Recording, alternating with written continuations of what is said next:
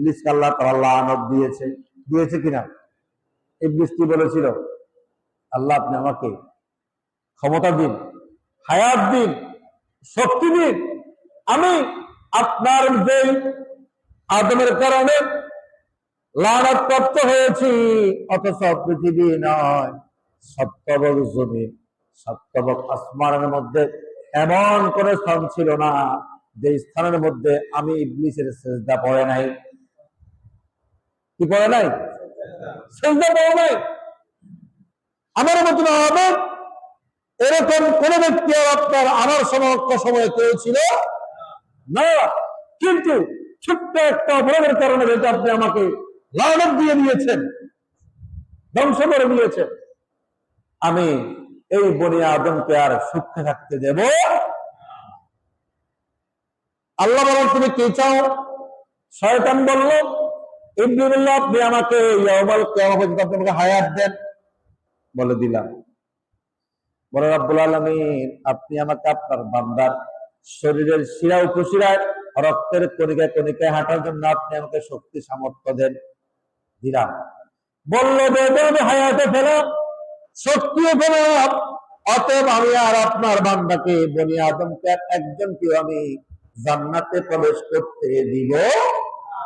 আমি তাকে ডান থেকে আঘাত করব, বাম থেকে আঘাত করব, সামনে থেকে আঘাত করব, পেছন থেকে আঘাত করব, নিচ থেকে আঘাত করব।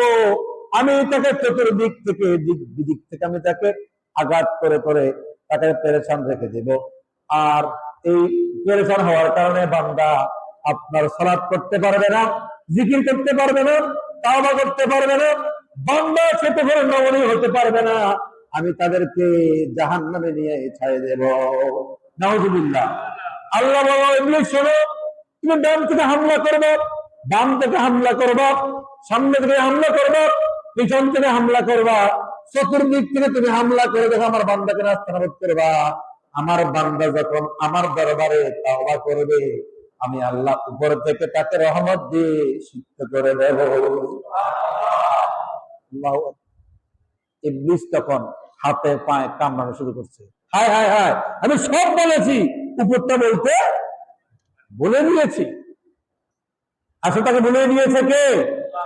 আল্লাহ রাব্বুল আলামিন বান্দাকে কতটা স্মরণ করার জন্যই সূরাতুজ জুমারের 53 নম্বর আয়াতে আল্লাহ বলেছেন, কুল ইয়া ইবাদিয়াল্লাযীনা আসরাফু আলা আনফুসিহিম লা তাকনাতু মির রাহমাতিল্লাহ।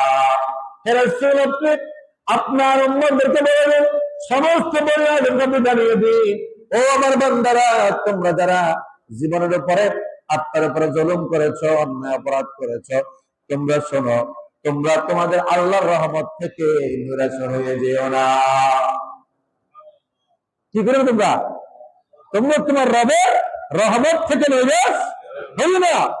তুমি তোমার 60 বছর জিন্দেগিতে অন্যায় করেছো, অপরাধ করেছো, যখন তুমি বুঝতে পেরেছো সম্পদ তোমার নয়, সন্তান তোমার নয়, সময় তোমার নয়, ইজ্জত তোমার নয়, ক্ষমতা তোমার নয়, সব তার দান, সব তার দান। তুমি তোমার এইগুলোতে আল্লাহকে বলে গিয়েছ। যখন তোমার মনের মধ্যে আসছে না অপরাধ করেছি, তখন যার পাওনা তাকে দিয়ে দাও, যার সঙ্গে অন্যায় করেছ তার কাছে মাপ চেয়ে নাও, যার সন্তান তাকে দিয়ে দাও, যার ক্ষমতা তাকে দিয়ে দাও। দিয়ে দেওয়ার পরে তুমি তোর সুস্পষ্ট বাক্যে নিঃসংকোচ ভাবে হৃদয়ের গভীর থেকে আল্লাহর দরবারে তাওবা করে নাও। কি করে নাও? তাওবা করে নাও। তাওবা করলে আল্লাহ আমাদের গুনাহ মাফ করবে কি করবে না? করবে কিনা? করে দিবে। কারণ ওয়াদা করেছেন কে? ওয়াদা করেছেন কে? বান্দা যখন অপরাধ করার পরে বুঝে আসবে আল্লাহ তুমি অন্যায় করেছি, আমাকে মাফ করে দাও, আল্লাহ মাফ করবে কিনা? করবে কিনা?